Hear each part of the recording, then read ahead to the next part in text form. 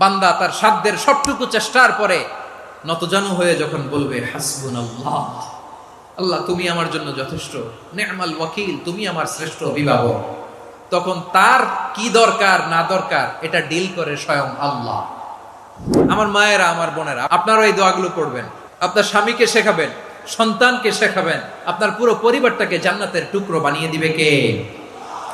একদল আছে হাই হুতাশ করে, হায় আল্লাহ রে মোর কি হইল রে, মই কি হরমু রে, মই কমবে জামু রে, আছে না নাই? এরকম বিলাপ করতে নিষেধ করেছেন বিশ্বনবী। কি করব, কই যাব, কি হবে, হায় হায়, এরকম হাহুতাশ আছে না নাই? বিশ্বাসীরা হাহুতাশ করে না, তারা ইন্না লিল্লাহ পড়ে। কি পড়ে মনে থাকবে? আমরা পড়বো ইন্না লিল্লাহি ওয়া ইন্না ইলাইহি রাজিউন, নিশ্চয়ই আমরা আল্লাহর জন্য, আমরা আল্লাহর দিকেই ফিরে যাব।